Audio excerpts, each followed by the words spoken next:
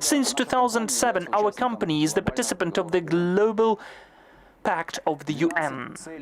12 goals in the sustainable development within the Global Pact were adopted by our company as the obligations. And based upon those goals, we've formulated our ESG strategy.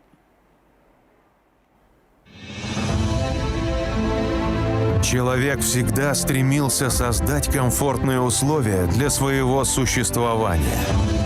В эпоху цифровой трансформации и развития новых технологий для достижения устойчивого и безопасного будущего мы должны научиться жить в гармонии с природой, беречь ресурсы и решить накопившиеся проблемы экологии. Быть социально ответственными, управлять бизнесом прозрачно и открыто. Как участник глобального договора ООН с 2007 года, ДТЭК разделяет цели устойчивого развития. Для их достижения в компании разработана и принята долгосрочная ESG стратегия DTEK до 2030 года. С момента своего основания группа DTEK уже инвестировала 19,5 миллиардов гривен в устойчивое развитие. DTEK. Энергия в действии.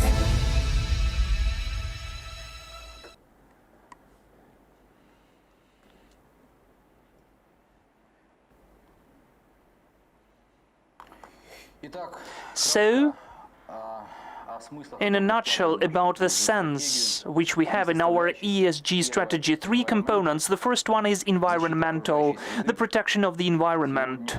Today, going on with the global trends, supporting them, and our attitude towards the values of the company. Of course, we cannot help taking the obligation to protect the environment and minimize and mitigate the impact of our production enterprises onto the environment. We are announcing about the carbon neutrality of DTEK company up to 2040. That's an important announcement for us. We've already mentioned about that. Today, we've reflected it as our obligation, and the whole structure of business and what we'll provide during the next years, I'm sure, will provide the accomplishment of this promise. Up to 2030, the share of the renewable electrical energy in the net outcome of the group will be at least 33% up to 2030. This is the speed of our development, and I consider this is the minimal indicator. Up to 2025, we are appointing a goal to be compliant to the European legislation as for the emissions. They are listed in the obligations of Ukraine and reflected in the national plan, which is working today.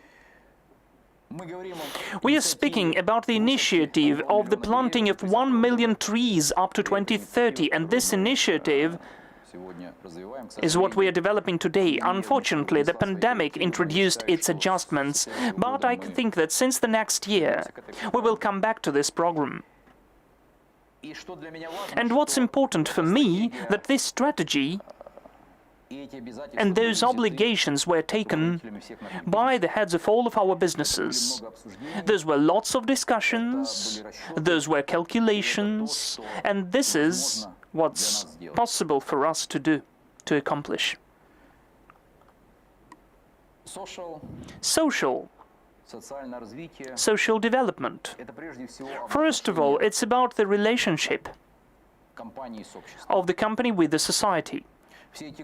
All of those years, we've invested a lot into the territories where our companies are working. We've constructed the relationship basing upon the social partnership programs.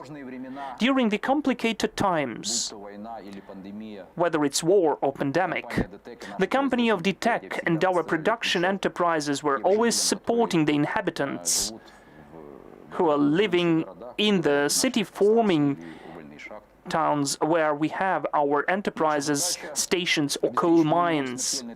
Our task is to provide this zero lethality. Unfortunately, in the coal business, especially here, this task is still not accomplished. But I consider that this is a compulsory condition for the work of the company. We, through the creation, through the development of the talents, are saying that the company will still have the low level of rotation, which means that the people will want to work in the company of DTEK.